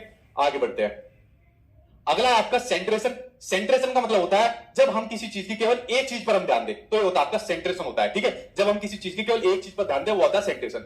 जैसे कि आपके सामने, मेरे सामने फोन है, अगर मैं फोन का इस्तेमाल सिर्फ कॉलिंग के लिए करूं तो होता है आपका सेंट्रेशन होता है। लेकिन अगर मैं फोन का इस्तेमाल आपके मैसेज के लिए कर रहा हूं, ठीक है, व्हाट्सएप के लिए कर रहा हूं, यूट्यूब पर वीडियो बनाने के लिए कर रहा हूं, तो ये क्या हो जाएगा आपका, ये क्या हो जाएगा, डिसेंट्रेशन हो जाएगा। फिर क्या हो जाएगा आपका, ये आपका डिसेंट्रेशन हो जाएगा। जब मैं एक चीज की एक से ज्यादा विशेषताओं पर ध्यान दे रहा हूं तो ये हो जाएगा आपका डिसेंट्रेशन हो जाएगा, ठीक। जैसे पेन है, तो पेन का इस्तेमाल अगर मैं खाली लिखने के लिए कर रहा हूं तो क्या हो जाएगा, सेंट्रेशन यानी कि केंद्रीकरण हो जाएगा। लेकिन अगर पेन का इस्तेमाल अगर कोई लड़की अपने बालों में जूड़ा लगाने के लिए करे, पेन का इस्तेमाल अगर मैं मान लो टीएलएम के लिए यूज कर लूं, बच्चों को एडिशन सिखाने के लिए करूं, ठीक है, किसी को मानने के लिए करूं, तो कई जगह इसकी विशेषता का यूज करूं तो आपका डिसेंट्रेशन हो जाएगा, ठीक है। तो इस चीज को आप लोग समझ गए। आगे बढ़ते हैं, अगला कंसेप्ट है आपका कंजर्वेशन का, यानी कि आपका संरक्षण का। कंजर्वेशन का मतलब होता है अगर हम किसी के साइज या शेप में चेंज कर दें लेकिन उसकी क्वांटिटी में असर ना पड़े, तो उसको कहा जाता है आपका संरक्षण यानी कंजर्वेशन कहा जाता है। और बच्चा इस कंसेप्ट को आपका प्री ऑपरेशनल स्टेज के अंदर समझ नहीं पाता। अब देखिए सामने आपके 2 गिलास रखते हैं, ठीक है। अब 2 गिलास के अंदर मान लो इसमें पानी मिला दिया दोनों गिलास के अंदर, और बच्चों के सामने रख दिया कि बेटा ले 2 गिलास में पानी है, बताओ कौन सी गिलास को लोगे। तो बच्चा सबसे पहले बड़े वाले गिलास को पर टूटेगा, क्योंकि बच्चे को वो चीज सबसे पहले चाहिए जो बड़ी उसको दिखती हो, ठीक है। तो उस चीज के ऊपर बच्चा सबसे पहले जाता है जो उसको चीज बड़ी दिखती है। तो बच्चा इस चीज का कंसेप्ट को समझ नहीं पाता, यार क्वांटिटी तो सेम है, कोई सा भी ले लो, इस चीज को नहीं समझ पाता, ठीक है। तो बच्चा बड़ी चीज को सबसे पहले पकड़ता है। ये होता है कंजर्वेशन का कंसेप्ट जो प्री ऑपरेशन स्टेज के अंदर बच्चों को नहीं आता। अगला कंसेप्ट है आपका सीरियसन का, क्रमबद्धता का। जब बच्चा चीजों को, तथ्य को उनके आकार की योग्यताओं के अकॉर्डिंग उसको सीक्वेंस में नहीं रख पाता। जैसे बच्चों को कह दिया बेटा ये 5 उंगली है, इनको सीक्वेंस के अकॉर्डिंग लगाओ, कौन सबसे छोटी है, फिर कौन उससे बड़ी है, कौन उससे बड़ी है, फिर कौन उससे बड़ी है, तो बच्चा इसको सीक्वेंस में क्रम के अकॉर्डिंग नहीं लगा पा रहा। तो ये कौन सी स्टेज के अंदर होता है, प्री ऑपरेशनल स्टेज के अंदर होता है। ठीक है, आप बहुत से बच्चे लगा भी लेंगे, तो आपको भी आलोचना करनी चाहिए भाई जीन पे आ जाएगी। ठीक, तो ये होती है आपकी प्री ऑपरेशनल स्टेज के अंदर होती है ये जितनी चीजें मैंने आपको बताई। अब आती है आपकी अगली स्टेज जो कि होती है आपकी कॉन्क्रीट स्टेज, जिसमें बच्चा होता है आपका 7 साल से लेकर 11 साल तक का बच्चा होता है। अब बच्चा 7 साल से लेकर 11 साल तक का आपका बच्चा हो गया। अब इसमें क्या करता है बच्चा, चीजों को देखकर ही कुछ कर पाएगा। ठीक है, कॉन्क्रीट का क्या मतलब होता है, जिन चीजों को हम देख सकते हैं, पकड़ सकते हैं, छू सकते हैं, वो होती है आपकी कॉन्क्रीट चीज होती है। ठीक है, और इन पर क्या काम करता है, चिंतन करना शुरू कर देता है। देखो ध्यान से सुनना, यहां पर बच्चे बड़े कंफ्यूज होते हैं। कॉन्क्रीट स्टेज में बच्चा थिंकिंग यानी चिंतन करना स्टार्ट कर देता है, लेकिन उसके चिंतन में जो परिपक्वता आती है, मेच्योरिटी आती है, वो आपकी फॉर्मल स्टेज के अंदर आती है। चिंतन तो इसमें स्टार्ट होता है, लेकिन चिंतन में जो मेच्योरिटी आती है, या अमूर्त चिंतन जो बच्चा स्टार्ट करता है, वो आपका फॉर्मल स्टेज में आपका स्टार्ट करता है। ठीक है, उसके अलावा इस स्टेज में क्या होता है, जितने भी आपके कंसेप्ट थे, अपलटावी, जीववाद, अलाना, फलाना, ठिकाना, जितने भी ऊपर मैंने आपको कंसेप्ट बताया, वो सारे इस स्टेज में बच्चा करना स्टार्ट कर जाता है। ठीक है, आपके किसमें, मूर्त संक्रियात्मक आपके अवस्था के अंदर जो ऊपर बच्चा आपके नहीं कर पा रहा था, वो इस स्टेज के अंदर आपका बच्चा करना स्टार्ट कर जाता है। आगे देखते हैं अगले के बारे में, इंडक्टिव थिंकिंग, आगमनात्मक तर्कना। इंडक्टिव मेथड के बारे में भी अभी आपको बताऊंगा, जिसमें बच्चों को पहले एग्जांपल बताए जाते हैं, यानी पहले उनको उदाहरण बताए जाते हैं, और फिर उनको नियम यानी कि रूल की तरफ ले जाया जाता है। ये होता है आपकी इंडक्टिव थिंकिंग, यानी कि आपको उदाहरण के ऊपर तर्क देकर नियमों की ओर ले जाया जाता है। तो ये होता है आपका मूर्त संक्रियात्मक अवस्था में। पहले बच्चों को कोई कंक्रीट चीज बताई जाएगी, उससे जुड़े उनको एग्जाम्पल बताया जाएगा, और फिर उनको नियमों की ओर ले जाया जाएगा। तो ये जो इंडक्टिव थिंकिंग होती है, आगमनात्मक तर्कना होती है, ये आपकी कंक्रीट आपकी स्टेज के अंदर होती है। ठीक, आगे देखते हैं अगली स्टेज के अंदर। अगली स्टेज होगी आपकी लास्ट स्टेज, आपकी फॉर्मल आपकी स्टेज, यानी कि आपकी औपचारिक संक्रियात्मक अवस्था, जो होती है आपकी 11 साल से 15 साल या 11 साल प्लस भी इसको बोल सकते हैं आप लोग। ठीक है, ये आपकी लास्ट स्टेज होती है जो आपकी जीन पे आ जाएगी आपकी अवस्था होती है, और इसमें बच्चा क्या काम करना शुरू कर देता है, एब्स्ट्रैक्ट थिंकिंग यानी कि अमूर्त चिंतन करना स्टार्ट कर देता है, या उसके चिंतन में परिपक्वता आ जाती है, या वो चिंतन जो शुरू करता है वो एक साइंटिस्ट की तरह स्टार्ट कर देता है जो चिंतन करता है। इसमें बड़ा महत्वपूर्ण वर्ड निकल कर आया, जिससे पहले सीटेट में यूज नहीं होता था, लेकिन पिछली बार ऑनलाइन में बहुत यूज हुआ, हाइपोथेटिकल डिडक्टिव थिंकिंग। ठीक है, हाइपोथेटिकल इंडक्टिव रीजनिंग कंक्रीट में, और हाइपोथेटिकल डिडक्टिव थिंकिंग आपके निगमनात्मक में आएगी। ठीक है, इसमें बच्चा क्या काम करता है, इसमें बच्चा नियमों के ऊपर तर्क करना स्टार्ट कर देता है। पहले बच्चों को नियम बताए जाते हैं, फिर उसके बाद उसको उदाहरणों की ओर लेकर जाया जाता है, उसमें उल्टा किया जाता है। ठीक है, तो हाइपोथेटिकल डिडक्टिव थिंकिंग आपकी फॉर्मल स्टेज के अंदर आ जाती है, जब बच्चा 7 साल से लेकर आपका बच्चा 11 साल तक का आपका हो जाता है। ठीक है, तो यहां पर आपकी निगमनात्मक आपकी तर्कना हो जाएगी। अब बढ़ते आपके नेक्स्ट आपके मनोवैज्ञानिक की ओर बढ़ते हैं, जो आपके कोलबर्ग साहब है, और मैं यहाँ पर थोड़ा सा और पानी पी लेता हूँ। मोरल डेवलपमेंट थ्योरी यानी कि नैतिक विकास का सिद्धांत, तो नैतिक विकास के सिद्धांत के बारे में बात करते हैं अब आपके एक एक करके, तो इसके बारे में डालते हैं नजर नैतिक विकास सिद्धांत के बारे में। तो चलिए पढ़ते हैं, पहले नैतिक विकास के सिद्धांत के बारे में पढ़ने से पहले पढ़ते हैं कि नैतिक क्या है, नैतिकता क्या है, मोरलिटी क्या है। देखिए, नैतिकता वह गुण होती है जिसके बारे में आदमी को पता चलता है कि क्या चीज तो सही होती है और क्या चीज गलत है। भाई आदमी जो आपको पता है कि ये चीज सही है, चोरी करना गलत बात है, चोरी करना या सही बात है, ये चीज भी तो आपको किसी ना किसी ने तो बताई होगी। तो यही क्या होती है, मोरलिटी होती है, जो आपको बताती है कि ये चीज गलत है और ये चीज सही है। ठीक है, और बच्चा ये चीज आपने कहां से सीखता है, ये अपने परिवेश से सीखता है, अपनी फैमिली से सीखता है, अपने आसपास की सोसाइटी से सीखता है, स्कूल से सीखता है, किसको, आपके मोरलिटी को सीखता है। अब देखिए, जो आपके जीन पियाजे ने नैतिक विकास का सिद्धांत दिया था, इन्होंने वैसे तो बहुत सारे एक्सपेरिमेंट करे थे, लेकिन बेसिकली जो आपका सबसे फेमस एक्सपेरिमेंट जो आपका पूछा जाता है, वो आपका पूछा जाता है हिंज की जो आपकी एक स्टोरी थी, इसके ऊपर इन्होंने एक एक्सपेरिमेंट करा था। ये स्टोरी इन्होंने बच्चों को सुनाई, और बच्चों को सुनाने के बाद कुछ निष्कर्ष वहां से निकले, और निष्कर्ष निकलने के बाद ये नैतिक विकास के सिद्धांत के इन्होंने कुछ लेवल बताए थे, वो पढ़ना आपके लिए बहुत ज्यादा जरूरी है। और जितने आप लोग वीडियो देख रहे हैं, फिर मैं आप लोगों से कुछ क्वेश्चन पूछूंगा, आप लोग क्वेश्चन बताना, तो ध्यान से सुनना इनकी स्टोरी को। ठीक है, और ये स्टोरी आपके सीटेट के एग्जाम में भी आपकी पूछी जाती है। अब देखिए, हिंज की स्टोरी क्या है। जो हिंज थे, तो हिंज की क्या थी, वाइफ थी, उनकी तबीयत खराब हो गई, बीमार पड़ गई। बीमार पड़ने के बाद जो उनकी तबीयत जो बीमारी थी, उसका इलाज सिर्फ एक दवाई से हो सकता था, और उस दवाई का जो आविष्कार करने वाला जो आदमी था, वो ये आदमी था। और इन्होंने ये जो दवाई बनाई थी, ये दवाई बनाने में इन्होंने अपनी पूरी जिंदगी लगा दी, खून अपनी मेहनत की कमाई लगा दी, इसमें कई अपने सालों लगा दिए। उसके बाद जो प्याज थे, वो इस दवाई को लेने के लिए इस आदमी के पास गए कि भाई साहब ये दवाई मुझे दे दो, वरना मेरी वाइफ मर जाएगी।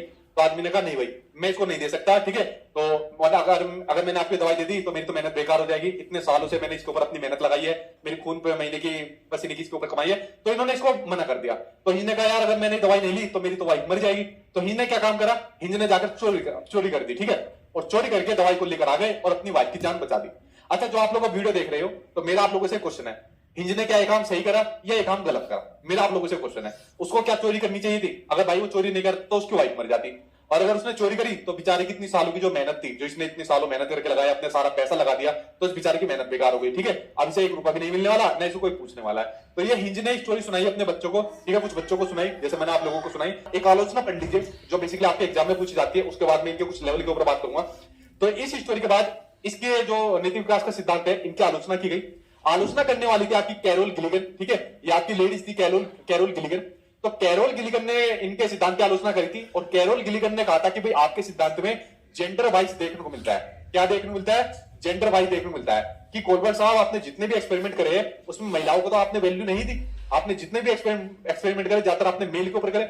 अगर यही एक्सपेरिमेंट आप महिलाओं के ऊपर करते तो शायद आपके पास जो आंकड़े आते वो कुछ और आते, क्योंकि महिलाएं जो सोचती है वो कुछ और तरीके से सोचती है, जो मेल सोचता है वो कुछ और तरीके से सोचता है। तो आपके जो सिद्धांत है उसमें जेंडर वाइज देखने को मिला। तो ये आलोचना करने वाली कौन थी? कैरोल गिलिगन ने करी थी। कैरोल गिलिगन ने कहा कि जो महिलाओं का जो सोचने का तरीका होता है वो केयर पर्सपेक्टिव होता है। ठीक है, वो देखभाल के तरीके से सोचती है, नहीं यार उसे चोरी कर लेनी चाहिए थी वरना बेचारी की वाइफ मर जाती। ठीक है, इस तरीके से सोचती है। लेकिन जो आदमी जो सोचता है वो जस्टिस पर्सपेक्टिव के तरीके से सोचता है, न्यायवादी तरीके से सोचता है। नहीं, उसको चोरी नहीं करनी चाहिए थी, उसके बेचारे की जिंदगी खराब होगी, सारी उसकी जो कमाई बेकार होगी, उसके महीनों की सालों की मेहनत बेकार होगी। तो आदमी इस तरीके से सोचता है। तो ये जो है कैरोल गिलिगन ने तर्क दिए थे कि आदमी का सोचने का तरीका कुछ और होता है और महिला का सोचने का तरीका कुछ और होता है। ये 2 शब्द बड़े महत्वपूर्ण थे जो आपके सीटेट के एग्जाम में आपके पूछे भी गए थे। ठीक है, उसके अलावा कैरोल गिलिगन ने के अलावा इसमें आपका कल्चर डिफरेंस को भी इंपोर्टेंस आपका दिया होता है कि जो कल्चर डिफरेंस होता है इस सिद्धांत में उसको महत्व नहीं दिया गया। भाई मान लीजिए किसी बच्चे का कल्चर कुछ और होता है, किसी का कुछ और होता है, किसी का कल्चर में कुछ और चीज बताई जाती है, किसी के कल्चर में कुछ और चीज बताई जाती है। तो आपने जितने भी एक्सपेरिमेंट करे हैं उसमें कल्चर के डिफरेंस को तो आपने महत्व नहीं दिया। तो एक तो जेंडर वाइज देखने को मिला इनके सिद्धांत के अंदर, और एक आपको कल्चर के डिफरेंस को आपने महत्व नहीं दिया। तो ये इनके सिद्धांत की आपकी आलोचना ही होती जो आपके लॉरेंस कोलबर्ट के सिद्धांत की आलोचना थी। ठीक है, तो ये मैंने पहले आपको आलोचना बता दी, तो आलोचना पहले बतानी जरूरी थी। ठीक है, तो आलोचना यहां पर कंप्लीट हुई। उसके बाद बात करते हैं आपकी जो यहां पर आपकी कुछ दुविधाएं निकल कर आई। जब हिंज की जो स्टोरी बच्चों को बताई तो हिंज की स्टोरी बताने के बाद यहां पर दुविधा निकल कर आई। दुविधा में कौन फंस गया? यहां पर दुविधा में फंस गया आपका हिंज, दुविधा में फंस गए बच्चे, और दुविधा में फंस गए आप लोग। अब दुविधा में हिंज फंस गया कि यार वो डिसीजन नहीं ले पा रहा। नैतिक जो दुविधा होती है, मोरल जो डिलेमा होता है, मोरल डिलेमा कहा जाता है जब आदमी सही और गलत में से कोई डिसीजन न ले पाए। जैसे आप लोग भी बहुत सी जगह ऐसी जगह फंसते होंगे जब आप लोग किसी एक सही और गलत में से डिसीजन ना ले पाए, यार अब मैं क्या काम करूं। ठीक है, डिसीजन नहीं ले पाते जब आप लोग किसी एक चीज में, तो आपका मोरल डिलेमा होता है। जैसे हिंज फंस गया, यार चोरी करूं, अगर चोरी करूंगा पुलिस ले जाएगी, और अगर चोरी नहीं करूंगा तो मेरी वाइफ मर जाएगी। तो हिंज किस में फंस गया? मोरल डिलेमा के अंदर हिंज फंस गया। ठीक है, तो ये कहा जाता है मोरल डिलेमा यानी कि नैतिक दुविधा। ठीक है, तो ये मैंने बात बता दी, इन दोनों मोरल डिलेमा के अंदर फंस गया हिंज। उसके अलावा अगला होता है मोरल रीजनिंग। जब नैतिक दुविधा के अंदर कोई आदमी फंस जाता है, सही और गलत में से डिसीजन नहीं ले पाता, और जब वो किसी एक का डिसीजन ले लेता है, तो वो होती है आपकी मोरल रीजनिंग होती है, नैतिक आपकी तर्कना होती है।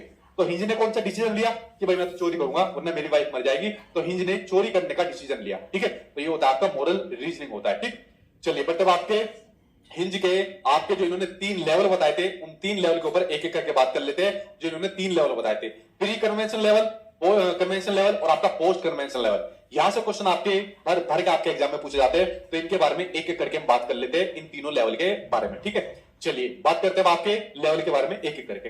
देखिए हिंज ने जो 3 लेवल बताए, इसमें जो आपका पहला लेवल है आपका pre conventional level. Pre conventional level के अंदर बच्चे की जो लगभग उम्र होती है वो होती है लगभग 4 साल से लेकर 10 साल तक का बच्चा। अब क्या कोई सर इससे पहले साल तक का बच्चा के अंदर नैतिकता नहीं होती? उसका कोई मतलब नैतिकता से नहीं रहता। बेसिकली इसके अंदर भी कोई नैतिकता का मतलब नहीं है। ठीक है, कि इतने साल तक के बच्चे के अंदर नैतिकता से दूर दूर से कोई मतलब उसको नहीं रहता है। ठीक है, तो प्री कन्वेंशनल स्टेज के अंदर देखिए एक सिंपल सी चीज आपको बताता हूं, ध्यान से सुनना, मेरी तरफ देखो आप लोग। 3 स्टेज है, pre conventional stage, conventional stage और post conventional stage. Pre conventional stage में नैतिकता से कोई मतलब नहीं है। कन्वेंशनल स्टेज में जो नैतिकता होती है वो समाज के सोसाइटी के अकॉर्डिंग चलती है, जैसा समाज ने कह दिया वैसा उसने मान लिया।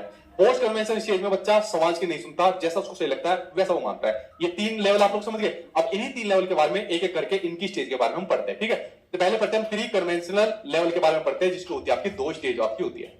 पहली होती है आपकी पनिशमेंट एंड ओबीडियंस। देखिए प्री कन्वेंशनल स्टेज लेवल के अंदर जो बच्चा नैतिकता दिखाता है, वो नैतिकता इसलिए दिखाता है ताकि उसको दंड ना मिले, ताकि उसको पनिशमेंट ना मिले, या वो ओबीडियंस की वजह से या आज्ञा पालन की वजह से दिखाता है। अब देखिए मान लीजिए आपके घर में कोई बच्चा है, अब आपके घर में कोई मेहमान आए और मेहमान के बाद उसने आके नमस्ते दुआ सलाम कुछ नहीं करा, तो बच्चों को क्या क्या होगा, आप लोग तोड़ दोगे उसको, अरे मेहमान आए तो तूने उसे नमस्ते नहीं करी, तेरी उसकी तोड़ाई हो जाएगी फिर। तो बच्चा इसलिए नमस्ते दुआ सलाम करता है, पैर छूता है, क्योंकि उसको डर है अगर ये काम नहीं करा तो मुझे पनिशमेंट मिलेगी, या उसको समझाया जाता है बेटा बड़ों का आदर करना चाहिए, सम्मान करना चाहिए, उसको आज्ञा पालन का उसको गुण सिखाया जाता है। तो बच्चों की जो नैतिकता होती है वो किस पर डिपेंडेंट होती है, या तो पनिशमेंट पर या ओबिडेंस पर होती है, ठीक है। तो आज्ञा पालन किस पर डिपेंडेंट होती है, पनिशमेंट पर या ओबिडेंस पर, और इसे किसी चीज से मतलब नहीं होता।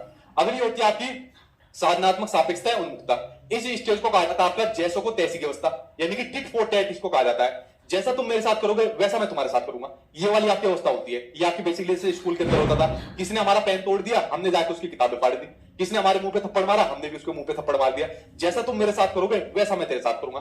नैतिकता गई भाड़ में, जैसा व्यवहार करोगे वैसा करूंगा भाई मेरे तेरे साथ, मैं वाला काम नहीं करूंगा। महात्मा गांधी ने कहा एक थप्पड़ मारा तो दूसरा भी आगे कर दो। यहाँ नैतिकता वो का मतलब वो वाला नहीं है, टिट फॉर टैट वाला काम है, ठीक है। जैसी नैतिकता मेरे साथ दिखाओगे वैसा काम मैं तेरे साथ करूंगा, तो टिट फॉर टैट वाला काम है। खाना खिलाओगे तो खाना खिलाऊंगा, पेंसिल तोड़ोगे तो मैं तुम्हें तोड़ दूंगा, ठीक है। तो ये वाली नैतिकता किस पर डिपेंड करती है, तुम्हारे ऊपर करती है, तुम्हारे व्यवहार के ऊपर डिपेंड करती है। अगला जो लेवल है आपका वो है आपका कन्वेंशनल लेवल। कन्वेंशनल लेवल के अंदर बच्चा होता है आपका 10 साल से लेकर 13 साल तक का, और मैंने इसके अंदर बताया बच्चे के जो आपका निर्णय लेना होता है वो किसके ऊपर डिपेंड करता है, समाज के ऊपर। किसके ऊपर, समाज के ऊपर, यानी सोसाइटी के ऊपर। किसके ऊपर, सोसाइटी के ऊपर। जैसा समाज ने उसको कह दिया, जैसे समाज ने रूल बना दिए, जैसे समाज ने नियम बता दिए, उन्हीं के अकॉर्डिंग बच्चा चलता है, अपनी नहीं चलाता, समाज के अकॉर्डिंग बच्चा चलता है इसमें, ठीक है। जब बच्चा लगभग 10 साल से लेकर आपका 13 साल तक का बच्चा होता है। अब इसकी भी दो आपकी स्टेज होती है। अब दो कौन कौन सी स्टेज होती है, good boy and good girl, low and order orientation. Low and order orientation के साथ में आप सोशल भी लगा सकते हो, ये भी सी टेट वाले कभी कभी बहुत पूछते हैं, ठीक है। आप देखिए इसकी तो दो स्टेज होती है। इसमें नैतिकता कैसे दिखाता है, अच्छा बनने की आदत दिखाकर, ठीक है। दूसरों का आगे अच्छा बनने की दिखाने की प्रवृत्ति बनने की प्रवृत्ति दिखाकर करता है। गुड बॉय वाली आदत दिखाकर कि दूसरों का आगे मुझे गुड बॉय बनना है या गुड गर्ल बनना है, इस तरीके का अपने आप को प्रेजेंट करता है। मैंने कहा ना जो नैतिकता रहती है वो किसके अकॉर्डिंग रहती है, सोसाइटी के अकॉर्डिंग। जैसे समाज कह देगा कि बेटा ये गलत बात है, तुम्हें क्लास में फर्स्ट आना चाहिए, तुम्हें क्लास में सबसे आगे होना चाहिए, तुम तो बहुत अच्छे बच्चे हो, तो जैसा समाज ने कह दिया वैसे ही बच्चा अपने आप को क्या काम करता है, उस चीज को एब्जॉर्ब कर लेता है और उसी के अकॉर्डिंग अपना क्या काम करता है, नियमों को मानकर और समाज के अकॉर्डिंग चलता रहता है। तो गुड बॉय और गुड गर्ल का जो आपका कंसेप्ट है, जो आपकी स्टेज है, वो आपकी कन्वेंशनल स्टेज के अंदर आती है, क्योंकि बच्चा समाज के अकॉर्डिंग चलता है, ठीक है। और समाज ये थोड़ी कहता है तुम गंदे बनो, तुम बैड बॉय बनो या बैड गर्ल बनो, ठीक है। तो ये अपना समाज के अकॉर्डिंग चलता है। गोल्डन रूल का विचार भी इसी स्टेज के अंदर आता है आपका गोल्डन रूल का विचार भी, ठीक है। ये स्वर्णिम विचार रखो, अपने अच्छे विचार रखो, अच्छे लोगों के साथ रहो, ये सब समाज ही तो बताता है हमें जो चीजें बताता है। उसके बाद आपका सोशल एंड ऑर्डर ओरिएंटेशन, यानी लो एंड ऑर्डर ओरिएंटेशन क्या होता है कि आपको समाज के नियम मानने चाहिए। समाज ने नियम बता दिया भाई रेड लाइट पर आपको स्टॉप होना है, ठीक है। तो ये समाज ने नियम बता दिए, समाज ने आपको नियम बता दिया, चाहे कुछ भी हो जाए ये रेड लाइट आपको क्रॉस नहीं करनी वरना आपके ऊपर फाइन लग जाएगा। ये सोसाइटी ने नियम बना दिए तो बच्चा इस चीज को फॉलो करता है, ठीक है। और बहुत बार तो ऐसे देखने को मिलता था, कोई बेचारा रेड लाइट पर चाहे मरने की भी हालत में होगा तो उसको उठाने भी कोई नहीं जाता था, अरे नहीं यार ठीक है रेड लाइट को तोड़ के नहीं जाना, इस तरीके के भी आदमी होते थे। तो बच्चा इस तरीके से सोसाइटी के अकॉर्डिंग चलता है। इस वाली स्टेज में जो भी करेगा वो समाज के अकॉर्डिंग चलेगा, अपने अकॉर्डिंग बिल्कुल भी नहीं चलता, ठीक। चलिए आगे चलता है। इसका सबसे बड़ी एग्जांपल वो है, वो आपने मूवी देखी है, वो साउथ की जो मूवी है जिसमें अपरिचितम कौन सी मूवी थी, साउथ के बड़े बड़े बाल थे जिसमें, और वो जो भी समाज के नियम तोड़ते उनको फिर सजा देता है, एक साउथ की मूवी, नाम बताना उस मूवी का मेरे ध्यान नहीं आ रहा। तो वो समाज के जो भी नियम थे उसको जो नहीं मानता था उसको सजा देता था वो, ठीक है। तो नाम ध्यान नहीं आ रहा मेरे उस मूवी का, क्या नाम था उसका, अपरिचित, वो मूवी थी अपरिचित, ठीक है। तो वो इसके अंदर बिल्कुल फिट बैठता है आपका। अगली स्टेज आ गई आपकी पोस्ट कन्वेंशनल स्टेज। इसमें बच्चा समाज के नियमों को नहीं मानता, ठीक है। जो समाज के नियम है वो हो गए भाड़ में।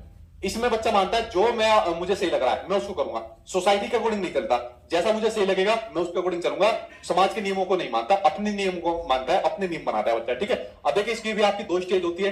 दो स्टेज कौन सी होती है आपकी, उसके ऊपर एक बार नजर डालिए। दो स्टेज होती है आपकी सोशल कॉन्टेक्ट ओरिएंटेशन और दूसरी चीज होती है आपकी यूनिवर्सल एथिकल प्रिंसिपल। भाई इनके नाम इंग्लिश में नाम याद कर लेना, क्योंकि हिंदी के अंदर ऐसे कंफ्यूज होने वाले हो आप लोग, जैसे जीन कैच के कंसेप्ट हो गए, कोलबर्ग के हो गए या वाइगोत्स्की के हो गए, हिंदी के अंदर ढक्कन उड़ जाएगा दिमाग का एग्जाम के अंदर जाके। इंग्लिश में नाम याद कर लेना। साइकोलॉजी की सीडीपी की सबसे बड़ी विशेषता यही है, इनके नाम इंग्लिश में नाम याद कर लेना, हिंदी के अंदर बहुत अलग अलग नाम दिए होते हैं, ठीक है। देखिए पोस्ट कन्वेंशन स्टेज के अंदर समाज के नहीं सुनेगा, अपनी सुनेगा बस। तो इसमें अपने में क्या होता है, सोशल कॉन्टेक्ट ओरिएंटेशन। इसमें क्या होता है, इसमें बच्चा सोचता है कि भाई अगर कोई नियम हमारे भले के लिए नहीं है तो हमें उस नियमों को तोड़ देना चाहिए। अगर रेड लाइट पर कोई आदमी मर रहा है तो रेड लाइट के नियमों को तोड़ देना चाहिए। भाई पहले जान बचाना जरूरी है, नियमों को मानूंगा मैं तो नियमों को, ऐसे नियमों को तोड़ देना चाहिए, ठीक है। उसके अलावा यूनिवर्सल एथिकल प्रिंसिपल, इसमें आदमी क्या सोचता है, इसमें आदमी सोचता है कि भाई अगर मुझे अपनी जान भी देनी पड़ जाए, ठीक है, तो मैं ऐसे नियमों को तोड़ दूंगा। जैसे हमारा देश गुलामी के जंजीर में बंधा हुआ था, तो भगत सिंह जी ने क्या कहा कि भाई मैं नहीं मानूंगा ऐसे नियमों को, चाहे मुझे जेल जाना पड़े, चाहे मुझे मरना भी मंजूर है, लेकिन मैं नियमों को नहीं मानूंगा। तो इसमें तो एक बार को लोकतांत्रिक तरीके से भी कर सकता है, लेकिन इसमें लोकतांत्रिक तरीके से बिल्कुल नहीं मानता, चाहे उसे अपनी जान पे खेलना पड़ जाए, लेकिन समाज के नियम जो भी बने होते हैं उनको बिल्कुल नहीं मानता। ठीक है, तो ये आपका कोलबर का जो आपका कंसेप्ट था वो यहां पर आपका क्लियर हो गया। अब बात करते हैं आपके अगले सिद्धांत के बारे में, यानी कि आपके वाइगोत्स्की के आपके सामाजिक सांस्कृतिक सिद्धांत के बारे में बात करते हैं, जो आपका अगला महत्वपूर्ण आपका मनोवैज्ञानिक हुआ। ठीक है, इनका होता है अपने समाज से संस्कृति से इंटरेक्ट करके सीखता है। इन्होंने बेसिकली तीन चीजों को बड़ा महत्वपूर्ण माना, समाज को, संस्कृति को और कल्चर को, सोसाइटी को, कल्चर को और लैंग्वेज को, तीन चीजों को बड़ा महत्वपूर्ण माना आपके लेव वाइगोत्स्की ने। ठीक है, अब देखो यार, जब हम लोग छोटे से थे या आप लोग छोटे से थे तो हमने चीजें किससे सीखी? हमने चीजें सीखी अपने समाज से, अपने सोसाइटी से, अपने परिवार वालों से सीखी, अपने आसपास के एनवायरमेंट से सीखी, अपने स्कूल से सीखी। तो ये बात तो वाइगोत्स्की कहते हैं कि बच्चा अपने समाज से, सोसाइटी से इंटरेक्ट करके चीजों को सीखता है। ठीक है, तो ये वाली बात आप लोग समझ गए, और अपने कल्चर से सीखता है। अच्छा, यहां पर एक बड़ा मतभेद देखने को मिलता है। वाइगोत्स्की कहते हैं कि पहले बच्चा सीखता है, यानी कि पहले बच्चा अधिगम करता है, यानी पहले बच्चा अधिगम करता है, यानी लर्निंग करता है, और उसके बाद क्या होता है? बच्चे का विकास होता है। उसके बाद क्या होता है? बच्चे का विकास होता है। लेकिन जो आपके प्याजे साहब है, ठीक है, जो आपके जीन प्याजे है, वो आपको इसका अपोजिट बताते हैं। वो कहते हैं नहीं भाई, पहले बच्चे का विकास होता है, जो बच्चा जो डेवलपमेंट की स्टेज बताइए चार, पहले बच्चे का विकास होता है, उसके बाद बच्चा अधिगम करता है। क्या होता है? पहले बच्चे का विकास होता है और उसके बाद क्या होता है? विकास के बाद वो अधिगम करता है, यानी लर्निंग करता है। तो इनके कुछ मतभेद थे जो अभी आगे भी आपको आएंगे, जो लैंग्वेज के अंदर आपको मतभेद आपको देखने को मिलेंगे। ठीक है, तो ये बात आप लोग समझ गए कि वाइगोत्स्की ने कहा कि बच्चा अपने समाज से, सोसाइटी से इंटरेक्ट करके सीखता है। जैसे आप लोग अभी मुझसे सीख रहे हो, इंटरेक्ट तो कर नहीं पा रहे हो, बस सीख रहे हो। ठीक है, तो ये बात आपके वाइगोत्स्की ने कही थी। आगे देखते हैं वाइगोत्स्की के बारे में और कुछ महत्वपूर्ण पॉइंट। अब देखो, वाइगोत्स्की ने कुछ महत्वपूर्ण कंसेप्ट दिए, जिसमें आपका सबसे महत्वपूर्ण कंसेप्ट है आपका ZPD, zone of proximal development, समीपस्थ विकास का क्षेत्र जिसको कहा जाता है, ये आपका जेडपीडी के नाम से इसको जाना जाता है। ठीक है, तो जेडपीडी क्या होता है कि जो बच्चे का जो वास्तविक विकास है, जो आपका रियल डेवलपमेंट होता है। ठीक है, तो जो बच्चे का वास्तविक विकास है और जो बच्चे का जो संभावित विकास है, उसका जो बीच का अंतर जो होता है, जो बीच का आपका डिफरेंस होता है, वो आपका जेडपीडी यानी कि संभावित आपका जो बीच का जो अंतर होता है वो होता है आपका जेडपीडी होता है, यानी कि समीपस्थ विकास का क्षेत्र होता है। वो कैसे? देखिए, अब देखिए एक टेबल आपको बनाता हूं, एक टेबल के अंदर आप लोग समझोगे भाई। आप लोग जैसे अभी आप लोगों का मान लीजिए कितना स्कोर आता है, मान लीजिए किसी का आपका 80 स्कोर आता है, किसी का 81 स्कोर आता है, 82 स्कोर आता है, और सीटेट में आपको स्कोर कितना चाहिए? 90 नंबर चाहिए, और टारगेट कितने का बना रहे हो? 140 का टारगेट बना रहे हो। तो जो आपका वास्तविक विकास हो रखा है वो कितना हो रहा है? यहां पर आप लोग लुढ़ के पड़े हो वास्तविक विकास के ऊपर। ठीक है, तो रियल डेवलपमेंट कितना हो रखा है आपका? ये रहा आपका रियल डेवलपमेंट। चाह कितने रहे हो? संभावित विकास कितना चाह रहे हो अपना कि भाई सर जी हमारे तो 140 प्लस आ जाए। ठीक है, तो संभावित विकास कितना चाह रहे हो अपना कि 140 प्लस का चाह रहे हो। अगर मैंने आपको आके यहां पर सपोर्ट दिया, मैंने यहां पर आपको सपोर्ट दिया, आपको गाइडेंस दी, और सपोर्ट आने के बाद यहां पर आप अपना 90 नंबर का आपने स्कोर कर दिया, तो जो ये बीच का आपका जो एरिया पड़ता है, ठीक है, या यहां पर आप लोग देख सकते हो जो बीच का जो आपका एरिया पड़ता है, वास्तविक विकास और जो संभावित विकास होता है, तो बीच के एरिया को ही कहा जाता है आपका जेडपीडी कहा जाता है, संभावित विकास का आपका क्षेत्र कहा जाता है। ठीक है, तो आप लोग समझिए।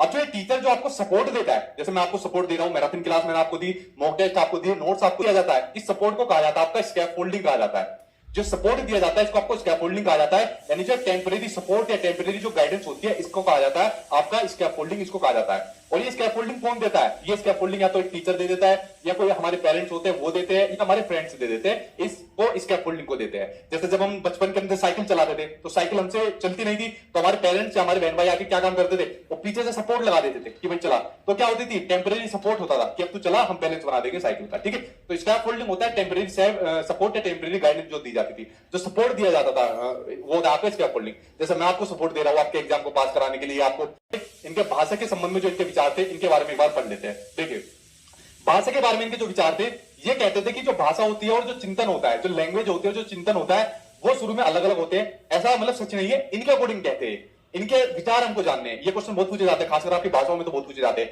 कि भाषा और चिंतन शुरू में अलग अलग होते हैं और बाद में एक साथ हो जाते हैं। कैसे कि बच्चा जो चिंतन कर रहा होता है, सोच कुछ रहा होता है, भाषा कुछ और होती है। मान लीजिए बच्चे के माइंड में कुछ और होता है और एकदम रोना शुरू कर देता है, तो भाषा और चिंतन शुरुआत में अलग होते हैं लेकिन बाद में एक हो जाते हैं। जो बच्चा सोच रहा होता है और भाषा फिर उसकी वही होती है, मान लीजिए सोच कुछ जो सोच रहा है और उसी प्रकार की फिर बच्चा भाषा बोलता है, तो बाद में एक हो जाते हैं।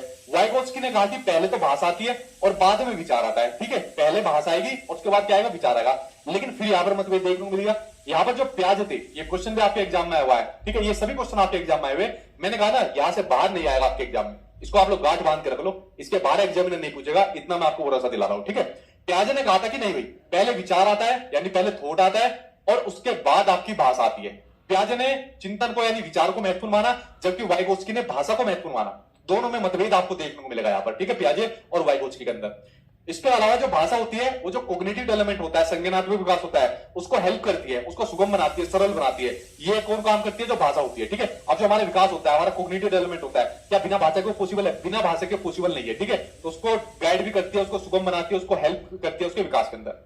उसके अलावा एक पॉइंट यहां पर और निकल कर आता है कि जो प्राइवेट स्पीच होती है, ये प्राइवेट स्पीच का कंसेप्ट किसने दिया? जिसको संभाषण कह देते हैं, अहम भाषण कह देते हैं, निजी भाषण कहा जाता है, आंतरिक भाषण कहा जाता है, पता ना कितने नाम है यार। प्राइवेट स्पीच नाम याद कर लेना इंग्लिश के अंदर।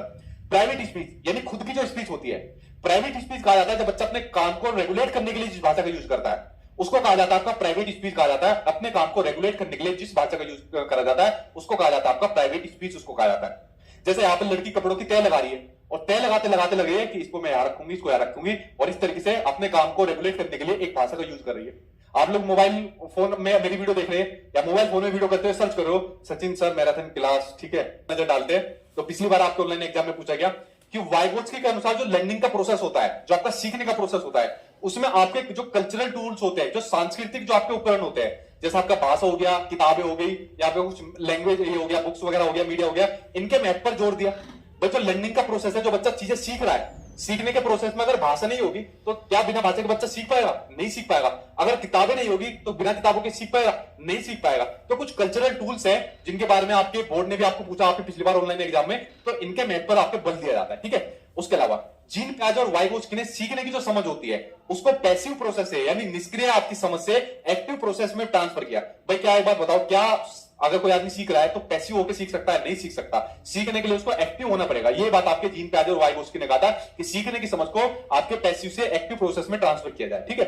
ये भी पॉइंट आपके एग्जाम में पूछा गया था। देखो एक एक पॉइंट मैंने निकाल कर रखा हुआ है आपके। मैंने कहा ना इतने घंटों की जो मैंने मेहनत लगाई थी और दिन रात जो मैंने इसको तैयार करने में लगा वो इसलिए नहीं लगाया। चलिए अगले मनोवैज्ञानिक आपके सामने स्क्रीन पर आ गई, इनके ऊपर एक बार नजर डालते हैं दोबारा। ब्लूम्स टैक्सोनॉमी, ब्लूम्स टैक्सोनॉमी आपकी बड़ी कॉमन है, जो आपके एग्जाम में आती है और एक नंबर आपको दिलाते चली जाती है आपकी ब्लूम्स टैक्सोनॉमी। इसके ऊपर एक बार नजर डालते हैं आपकी ब्लूम्स टैक्सोनॉमी के ऊपर। भाई ब्लूम्स जो थे आपके अमेरिका के निवासी थे, इससे हमारा कोई मतलब नहीं है, हमारे एग्जाम में नहीं आता आपके ब्लूम्स जो है, तो अमेरिका के निवासी थे। इन्होंने लर्निंग के ऑब्जेक्टिव्स बताए थे, वो पढ़ना जरूरी है कि जो लर्निंग के ऑब्जेक्टिव्स होते हैं, सीखने के उद्देश्य होते हैं, वो कौन कौन से होते हैं, उसके ऊपर जरा एक बार नजर डाल लेते हैं कि जो सीखने के उद्देश्य होते हैं वो कौन कौन से होते हैं, ठीक है। तो चलिए भाई एक एक करके नजर डाल लेते हैं ब्लूम्स टैक्सोनॉमी के उद्देश्य के ऊपर। देखिए सीखने के इन्होंने 3 प्रकार के आपके उद्देश्य बताए थे कि सीखने के आपके 3 प्रकार के उद्देश्य होते हैं। एक होता है आपका कॉग्निटिव डोमेन, एक होता है आपका अफेक्टिव डोमेन, एक होता है आपका साइकोमोटर डोमेन।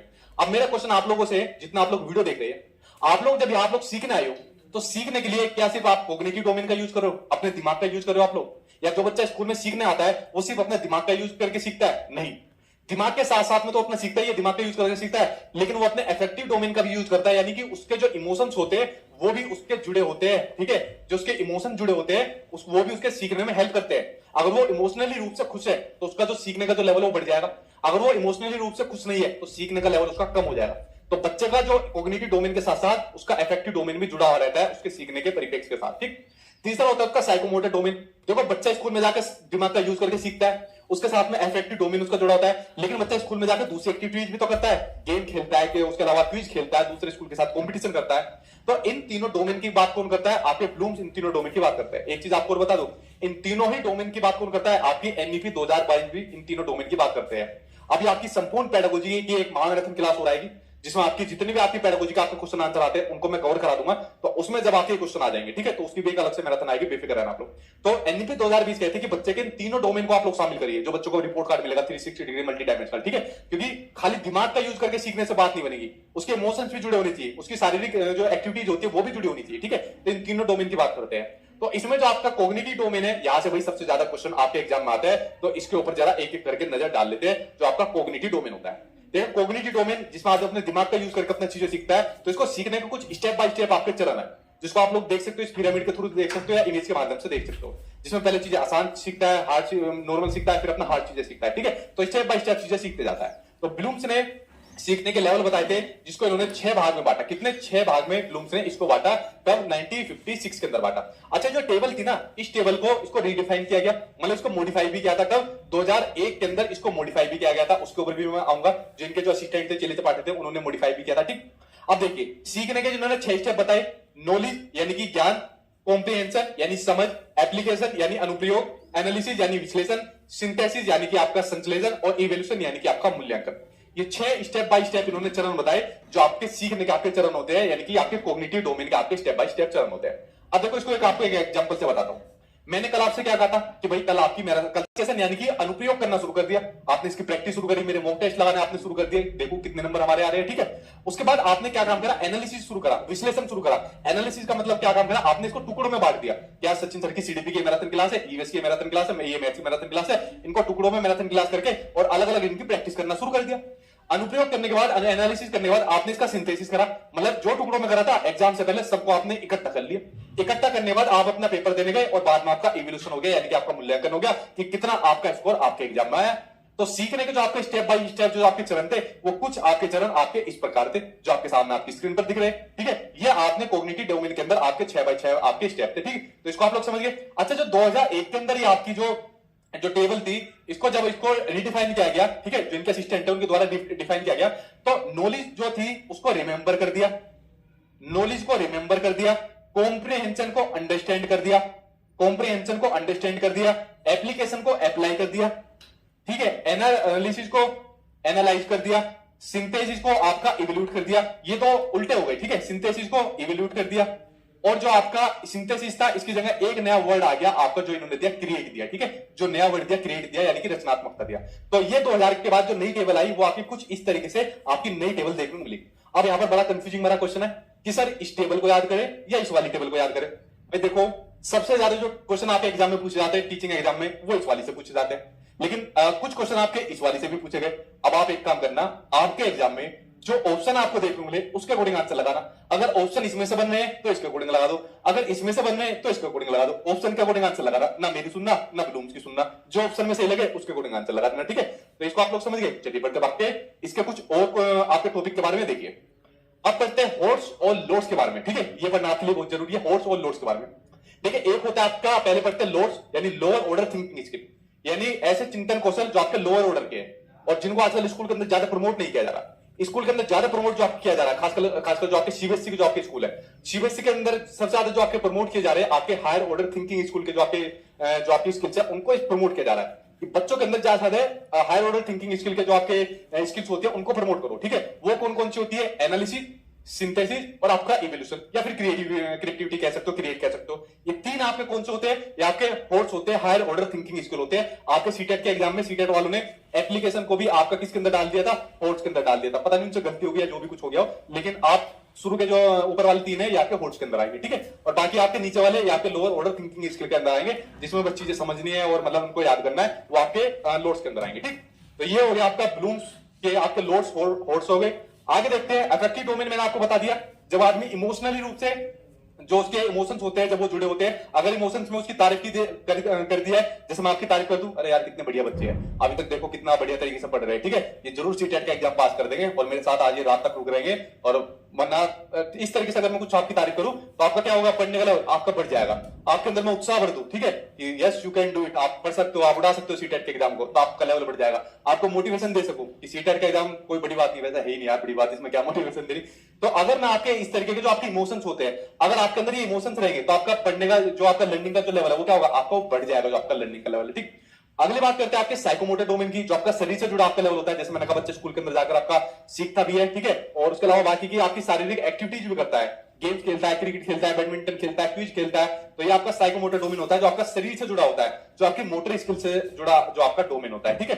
तो ये आपके ब्लूम यहाँ पर आपके कंप्लीट हो गए, और उसके बाद आता है आपका बहुत ही बड़ा चैप्टर और लर्निंग का चैप्टर, और भर भर के आपको बंडूरा ने जो सिद्धांत दिया वो दिया आपका सोशल लर्निंग थ्योरी, कि जो बच्चा होता है वो अपने समाज से चीजें सीखता है, जैसे अपने परिवार से चीजें सीखता है, अपने परिवार से मातृभाषा सीखी, व्यवहार सीखा, तो अपने समाज से चीजें सीखता है, यानी सोशल लर्निंग थ्योरी का जो कंसेप्ट दिया आपके एल्बर्ट बंडूरा ने दिया। कहां के निवासी थे, कनाडा के निवासी थे, ये आपके एग्जाम में नहीं आता, ठीक। अब देखिए इस सिद्धांत में इन्होंने क्या बताया कि जो बच्चा अपनी चीजें सीखता है, व्यवहार को सीखता है, कहां से सीखता है, अपने परिवार से सीखता है, जो चीज अच्छी लगती है उसको अपना लेता है और जो चीज सही नहीं लगती उसको नहीं अपनाता, ठीक है। तो वैसे उन चीजों को अपना लेता है कई बार केस में जो उसको नहीं भी अच्छी लगती, ठीक है, लेकिन बंडूरा साहब ने जो चीज बताई हमने उसको अकॉर्डिंग बनना है। अब इसमें जो सबसे मेन चीज आपको बताता हूं इस चैप्टर की पूरी जान, वो क्या है, इस पूरे चैप्टर की जान जो आपके सीटेट के एग्जाम के लिए वो है ऑब्जर्वेशनल लर्निंग थ्योरी, जो आपके सीटेट के एग्जाम में सबसे ज्यादा पूछी जाती है कि ऑब्जर्वेशनल लर्निंग थ्योरी आपकी क्या होती है। लेकिन नाम से समझ में आ रहा, ऑब्जर्वेशनल यानी ऑब्जर्व करना किसी को और उससे फिर लर्न करना। ठीक है, आपने जैसे परिवार में कोई भाषा बोली जाती है तो बच्चा उस चीज को ऑब्जर्व करता है और ऑब्जर्व करके उसी भाषा को सीख लेता है इमिटेशन के माध्यम से, अनुकरण के माध्यम से। ठीक है, इसी बात को तो बंडूरा कहते हैं सामाजिक अधिगम के सिद्धांत के अंदर कि बच्चा अपने समाज से अधिगम करके सीखता है, ऑब्जर्व करके सीखता है। तो सीटेट के लिए सबसे महत्वपूर्ण पॉइंट आपका ये है, क्या है? सीटेट के लिए आपका सबसे महत्वपूर्ण पॉइंट आपका यही है कि बच्चा ऑब्जर्व करके चीजों को सीखता है, लर्न करता है। ठीक, उसके अलावा इमिटेशन आपका यही होगा कि जैसे अपनी मातृभाषा होती है उसको इमिटेट करके सीखता है या मॉडलिंग के द्वारा सीखता है, किसी को अनुकरण करके कॉपी करके सीखता है। बात आपकी यही। ठीक, उसके अलावा दूसरी मेन पॉइंट आपके सीटेट के पॉइंट ऑफ व्यू से आती है ये, एक एक्सपेरिमेंट करा था, इसके ऊपर एक बार नजर डाल लो। एल्बर्ट बंडूरा ने एक एक्सपेरिमेंट करा था, एक बेबीडोल के ऊपर एक एक्सपेरिमेंट करा था। इन्होंने क्या काम करा, एक बच्चे को एक मूवी दिखाई, एक मूवी दिखाने के बाद इन्होंने 3 मूवी बच्चों को दिखाई। एक प्यार के ऊपर मूवी बनी थी, एक समाज के ऊपर मूवी बनी थी, एक हिंसा के ऊपर मूवी बनी थी। तो बच्चे ने 3 मूवी देखी और जैसा जैसे बच्चे ने मूवी देखी वैसा व्यवहार इसने अपनी डोल के साथ करा। अगर बच्ची ने मूवी देखी प्यार की तो बच्चे ने डोल के साथ प्यार करना शुरू करा। जब बच्ची ने मूवी देखी समाज के ऊपर मूवी देखनी शुरू करी तो जैसे समाज में जिस तरीके का व्यवहार किया जाता है, जिस तरीके की प्रथाएं होती है, वैसा उसने डोल के साथ व्यवहार करना शुरू करा। जब बच्चे ने हिंसा के वायलेंस के ऊपर मूवी देखना शुरू करी तो उसने अपनी बदन उसकी जो डोल होती है गर्दन तोड़ दी। यहां पर क्या चीज देखने मिली, जैसा उसने चीजें ऑब्जर्व करी, जैसा व्यवहार उसने ऑब्जर्व करा वैसा व्यवहार उसने अपनी डोल के साथ करा। तो यहीं से ये चीज पॉइंट उसके निकल कर आई। ठीक, अब यहां से पूरे इस चैप्टर की जो जान निकल कर आई, एक तो आपकी ऑब्जर्वेशन लर्निंग थ्योरी निकल कर आई और दूसरी चीज निकल कर आती है ये। ठीक, बंडूरों के अकॉर्डिंग जो सीखने के जो इन्होंने स्टेप बताए, जो लर्निंग के जो इन्होंने स्टेप बताए, या फिर 4 स्टेप बताए। क्या बताए? अटेंशन, रिटेंशन, रिप्रोडक्शन और आपका मोटिवेशन। सबसे पहले सीखने के लिए आपको अटेंशन होना पड़ेगा। अगर आप लोग अटेंशन नहीं हो, अपना ध्यान यहां केंद्रित नहीं कर पाए, कमेंट बॉक्स में लगा रहे हो नेहा जी और राहुल जी क्या ध्यान है, तो आप चीज नहीं सीख पाओगे। तो सीखने के जो आपके 4 स्टेप है उसमें पहला स्टेप है आपका अटेंशन। तो आपको अपना ध्यान अपना यहां केंद्रित करना पड़ेगा। सीखने का पहला स्टेप क्या है? आपका अटेंशन है। अटेंशन के बाद दूसरा स्टेप है आपका रिटेंशन। जो चीज आप यहां सीख रहे हो, सीडीपी को सीख रहे हो, उसको अपने अंदर रिटेंशन कर लो, उसको अपने अंदर धारण कर लो। रिटेंशन के बाद तीसरी चीज है आपका रिप्रोडक्शन। जो चीज आपने सीखी अपने अंदर धारण करी, उसको फिर सीटेट का एग्जाम जब देने जाओगे उसको रिप्रोडक्ट करो कि कितना आपने सीखा है। अब आपका टाइम आ गया एग्जाम देने का, उसको रिप्रोडक्ट करो, बाहर निकालो उसको। और उसके बाद लास्ट में आपका मोटिवेशन आ जाएगा कि ये चीज आपने क्यों सीखी। बेसिकली लर्निंग का आपका कोई ना कोई मोटिवेशन होता है और मोटिवेशन क्या आपका सीटेट का आपका एग्जाम पास होना, आपको जॉब लेना, ये आपका मोटिवेशन होता है। तो लर्निंग का आपके 4 स्टेप होते हैं, अटेंशन, रिटेंशन, रिप्रोडक्शन और आपका मोटिवेशन होता है। ठीक, चलिए बढ़ते हैं आपके अगले पॉइंट की ओर, अगले चैप्टर की ओर, एजुकेशन के बारे में। इंक्लूसिव एजुकेशन कहते हैं कि सभी बच्चों को समान रूप से समान शिक्षा दी जाए बिना किसी भेदभाव के, चाहे बच्चे की सामाजिक आर्थिक पृष्ठभूमि आपकी कुछ भी हो, चाहे बच्चा दिव्यांग हो, चाहे बच्चा सामान्य हो, आईक्यू लेवल कम हो, आईक्यू लेवल ज्यादा हो, किसी भी प्रकार का बच्चा हो, उनको सभी प्रकार से समान शिक्षा दी जाए। इसकी बात कौन करता है? आपका इंक्लूसिव एजुकेशन इसकी बात करता है। इसके बारे में बात करते हैं कि योग्यताओं से परे होकर सभी बच्चों को गुणवत्ता शिक्षा उपलब्ध कराई जाए। जो बात मैंने आपको कही, व्यक्तिगत लक्ष्यों का निर्धारण किया जाए। मान लीजिए कोई बच्चा है तो हर किसी का अपने अपने लक्ष्य है, तो उनका निर्धारण किया जाए और उनकी पूर्ति के लिए प्रयास किया जाए। सहयोगात्मक अधिगम के थ्रू इसको पूरा किया जा सके, बच्चा आपस में सीख सके। मान लीजिए कोई बच्चा दिव्यांग है तो बच्चा दूसरे जो सामान्य बच्चे वो थोड़ा आपस में कोऑपरेटिव तरीके से उसको सीख सके। व्यक्तिगत मतभेदों का ध्यान और सम्मान किया जा सके। भाई आपस में जब क्या देखने मिलता है, इंडिविजुअल डिफरेंसेस देखने मिलते हैं, तो आपस में व्यक्तिगत मतभेद भी देखने मिलते हैं। जैसे हम लोग जब स्कूल के अंदर पढ़ते थे तो आपस में मतभेद भी देखने मिलते थे, एक दूसरे के दुश्मन भी बहुत सारे थे स्कूल के अंदर। तो एक टीचर की रिस्पॉन्सिबिलिटी है तो जो व्यक्तिगत जो मतभेद होते हैं उसको ध्यान में रखे, ये नहीं कि अपने वाला जो फेवरेट है उसका ध्यान रख दिया, दूसरे वाले की लड़ाई कर दिया, उसका मुर्गा बना दिया। तो व्यक्तिगत मतभेदों का ध्यान रखे और उसका सम्मान भी करना चाहिए। और जो शिक्षा शास्त्र है वो लचीला होना चाहिए, जिसको बच्चे की जरूरत के अकॉर्डिंग उसको चेंज किया जा सके, उसमें बदलाव किया जा सके। ठीक, अब बात करते हैं सामाजिक संरचनात्मक कक्षा यानी कि सोशियो कंस्ट्रक्टिविस्ट। आपकी